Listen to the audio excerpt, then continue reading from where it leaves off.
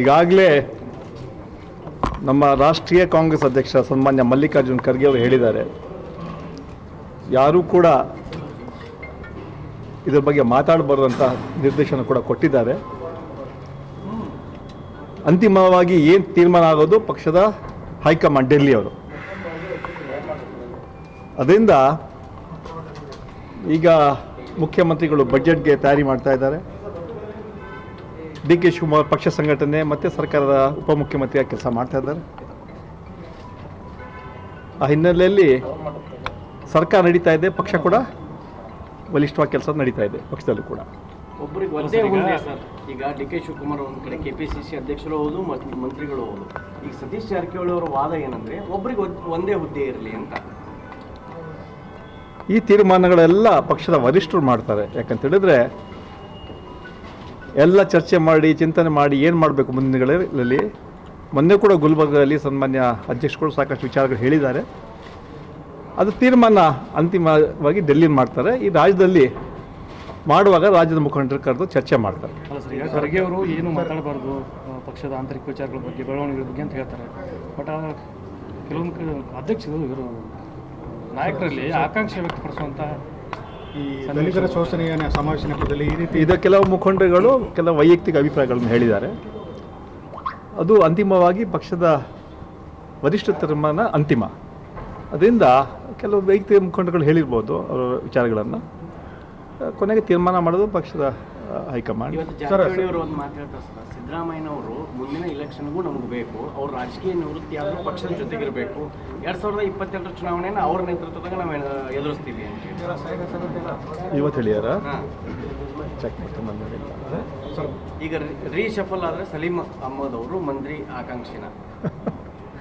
ಈಗ ನಮ್ಮದು ಬಜೆಟ್ ಇದೆ, ಬಜೆಟ್ಗೆಲ್ಲ ತಯಾರಿ ನಡೀತಾ ಇದೆ. ಈಗಾಗಲೇ ಕ್ಯಾಬಿನೆಟ್ ಇದೆ.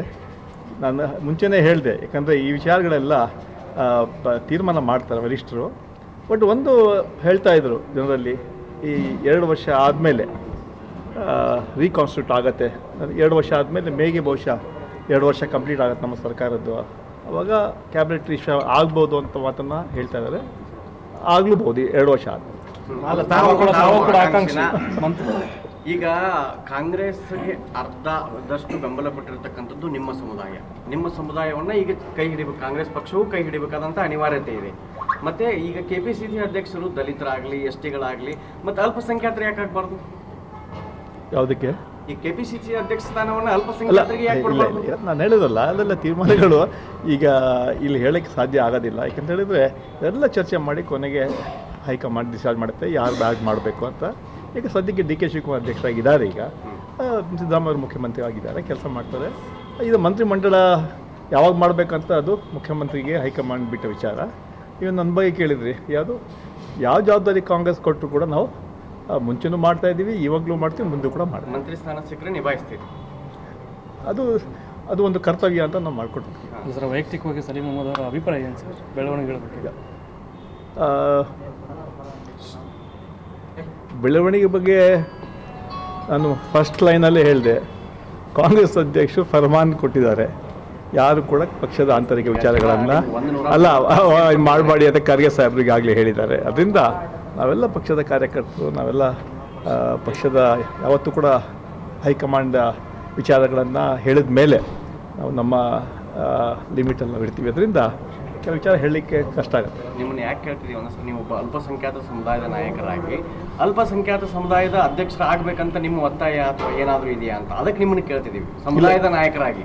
ಈಗ ಯಾವಾಗ ಬದಲಾವಣೆ ಮಾಡೋಕ್ಕೆ ಹೊರಡ್ತಾರೆ, ಚರ್ಚೆ ಮಾಡ್ತಾರೆ, ಆವಾಗ ವರಿಷ್ಠರು ಅದ್ರ ಬಗ್ಗೆ ಚರ್ಚೆ ತೀರ್ಮಾನ ತಗೊಳ್ತಾರೆ. ಅದರಿಂದ ಸದ್ಯಕ್ಕೆ ಅದಕ್ಕೆ ಚರ್ಚೆ ಅವಾಗ ಬೇಡಿಕೆ ಇಡ್ತೀರಿ ಸರ್, ಅದನ್ನು ಚರ್ಚೆ ಮಾಡ್ತೀವಿ. ಈಗ ಅದು ಏನಿದ್ರು ಕೂಡ ನಾವು ಇಂಟರ್ನಲ್ಲಿ ಕೂತ್ಕೊಂಡು ಮಾತಾಡಿ ಅವ್ರಿಗೆ ಹೇಳ್ತೀವಿ, ಏನು ಹೇಳಬೇಕು ಆ ಟೈಮಲ್ಲಿ ಹೇಳ್ತೀವಿ. Okay, thank you.